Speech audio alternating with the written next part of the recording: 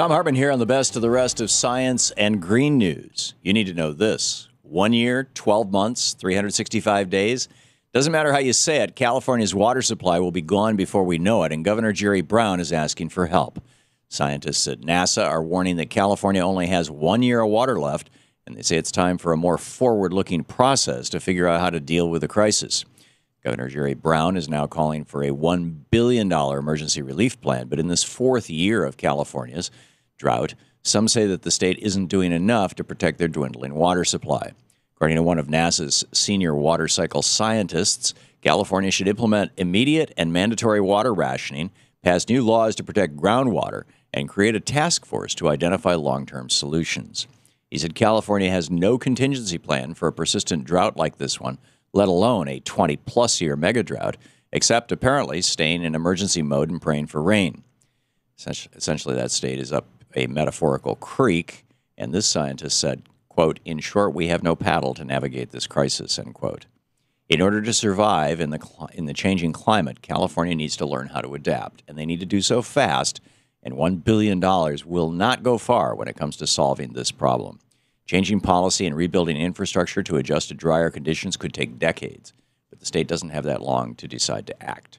A century of pumping carbon dioxide into our atmosphere has changed our weather cycle, and it's not going to change back overnight. In addition to making the global changes that will save our species, we must help those currently suffering from our actions.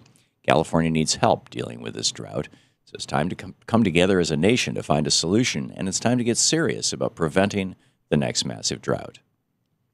Next time you're in a fancy restaurant, you may be surprised to find a new item on the menu, dirt.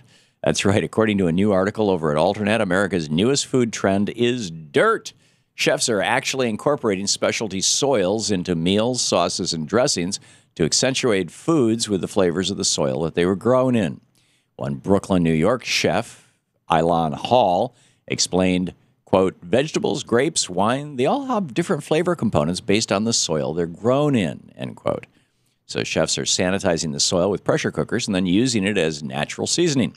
In fact, some have even been feeding people dirt for some time. A Canadian chef at Toronto's famous Actinolite restaurant has been serving ingredients like soil and moss for years. I wouldn't skip out on washing your fruits and vegetables just yet, but who knows? Maybe someday we'll all consider dirt one of our more favorite ingredients. It's been a little more than a year since 10,000 gallons of toxic chemicals polluted the drinking water in West Virginia. So it's more than a bit troubling to learn that lawmakers in that state are scaling back regulations on chemical storage tanks. After that massive spill in January 2014, the state legislature passed the Above Ground Storage Tank Act, which mandated that 50,000 chemical tanks were registered and regulated.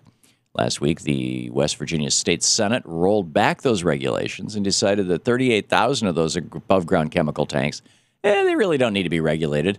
Only 12,000 storage tanks remain on the list, and that number could fall even further.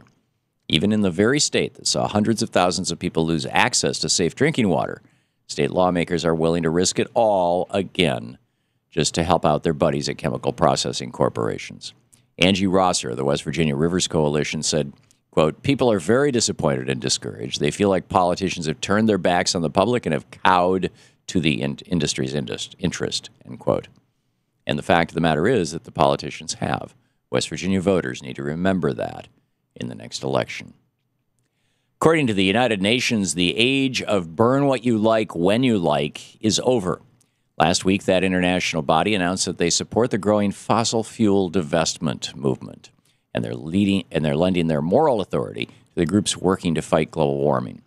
In recent months, we've seen universities, foundations, and other institutions divest their financial holdings from the fossil fuel industry. Activists, environmental groups, even major news agencies like The Guardian have called on more organizations to do the same. Now the UN is adding their weight to the growing movement ahead of an international climate change meeting of leaders in Paris this December. A spokesman for the UN Framework Convention on Climate Change, Nick Nuttall, said, "We are saying we support your aims and ambitions because they are fairly and squarely our ambition, which is to get a good deal in Paris." In order to solve the climate crisis, it'll take the world coming together, and this latest announcement by the UN is a strong step in that direction. And finally, In 1954, the British Daily Mail newspaper sent a scientific expedition to the Himalayas to track down a Yeti. The team did find footprints and identified some hair, and they claimed that hair was evidence of Bigfoot.